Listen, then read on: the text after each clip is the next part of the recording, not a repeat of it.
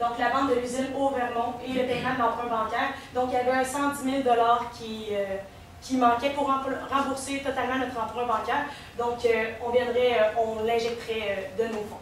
Le coût total des stratégies est de 600 000 vous aviez un budget d'1 million de dollars. Nous, on conseillerait à M. Berger de l'investir complètement. Donc, le 600 000 plus le 400 000, on lui conseillerait de l'investir dans nos liquidités, ce qui viendrait nous permettre de recouvrir nos fournisseurs plus rapidement. Parce qu'on a calculé le délai de recouvrement des fournisseurs qui était environ à 139 jours. Donc, on trouvait ça vraiment très élevé. Alors, si on injecte ces 400 000 $-là dans notre actif à court terme, par exemple, on serait plus en mesure de payer nos fournisseurs rapidement, donc de diminuer ce délai-là, ce qui serait vraiment intéressant. Comme ça, nos fournisseurs, ils seraient plus ils auraient plus confiance en nous, puis on les perdrait pas là, à long terme. Donc, pour conclure, il y a une certaine dicton qui nous dit de dépasser d'après moi absolument toutes les raisons qui nous permettent de croire que certains projets ou qu'une entreprise ne fonctionnera pas, et de se focusser sur la seule et unique raison pour savoir que cette donnée va fonctionner.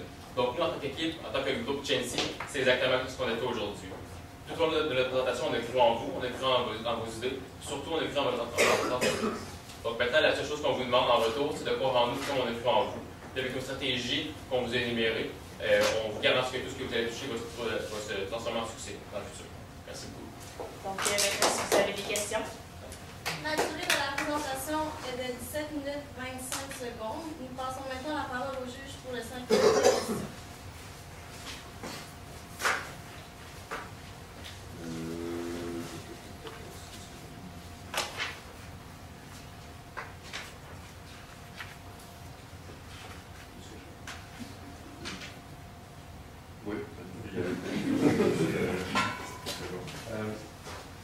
On fait beaucoup de choses, on répond un peu la valeur justement la valeur américaine, etc. En ce moment, c'est un gros issue.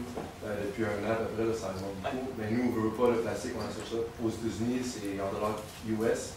Avez-vous des recommandations à nous faire afin de se protéger justement de ces fluctuations-là? Effectivement. Ben, en fait, est-ce que vous pouvez juste répéter, vous transjugez en dollars US? Exactement. Notre matière première, on l'achète en dollars US.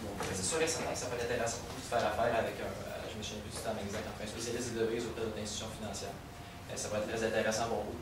Ça permettra en fait d'acheter des capitaux américains quand vient le temps, quand c'est plus intéressant pour vous. Puis c'est aussi disponible, c'est très possible pour vous auprès de votre institution financière, en fait, qui vous garantissent un taux. Quand vous avez des gros volumes de transactions en d'autres devises, c'est possible de se garantir des taux qui vont être intéressants, ça vous assure une stabilité à l'entreprise et vous aider à faire des prévisions au niveau de vos achats et pas être pris en fait avec un taux qui vous attendiez pas, un taux trop élevé en fait qui viendra augmenter beaucoup de marchandises en fait vendues. Donc c'est très possible en fait, si vous communiquez avec votre institution financière, on pourrait s'en occuper, vous accompagner dans le processus. Mais c'est très possible en fait de parler en fait à un spécialiste des devises en fait. Donc ça pourrait vous permettre d'avoir l'esprit tranquille à ce niveau. Si je résume un peu vos stratégies pour améliorer la marge brute, foncièrement, vous me dites utilise plus des machines d'extrudeur pour faire ton propre rouleau de plastique avant de les amener au lieu de les acheter à l'extérieur. Ultimement, peut-être en vente à l'extérieur pour maximiser l'utilisation de ça. Dans la diversification des clients, tu me dis va voir des clients américains. Puisque présentement, tu as un avantage de tout. Donc, possiblement une amélioration de la marge si tu as un petit edge. Maximiser le partenariat mutuel, c'est que vous présumez, vous faites une hypothèse que je fonctionne avec des distributeurs. Ben, en fait, vous avez mentionné dans les documents qui nous ont été fournis afin de faire l'analyse de votre entreprise, en fait, que vous aviez signé avec le leader, en fait, un des plus grands distributeurs au Canada, en fait, distributeur alimentaire. Dans ce partenariat-là, vous avez mentionné que le partenariat en fait se basait sur les contenants de champignons. Donc, on pense qu'il serait possible pour vous, en fait, d'élargir l'offre de produits, en fait, avec ce fournisseur. Avec ce distributeur. Et je mets devant mon directeur de production. Bien sûr, en fait, ça serait intéressant pour vous. Parce que c'est sûr que le directeur de production a une vision plus centrée sur les opérations, en fait, tandis que l'ingénieur industriel Il y a vraiment une vision plus technique, une vision plus globale de votre processus de conception, de fabrication. Donc, ça pourrait permettre en fait de voir les bouts d'étranglement, les problèmes reliés à vos machines, en fait, pour minimiser en fait les pertes de temps, d'argent, puis maximiser la qualité, puis votre offre, en fait, puis maximiser en fait tout ce qui touche à la production, globalement. Et stratégie numéro 4, vendre l'usine Zéro, vous posez l'hypothèse que j'en suis propriétaire. Effectivement.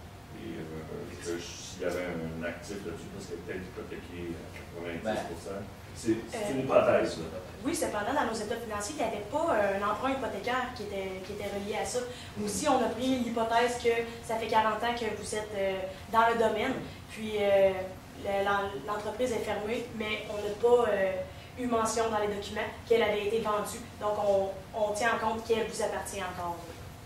Donc, vous cherchez à ce que ce ne soit pas moi qui prenne 1 million de mon compte de banque et le mettre là-dedans, mais si j'ai des actifs que je peux monnayer dans l'entreprise qui ne sont pas essentiels à ma production, c'est une hypothèse que vous devez. Pour revenir à la question de monsieur, c'est auprès d'un cambiste que vous allez pouvoir avoir vos réponses en paix. C'est bon.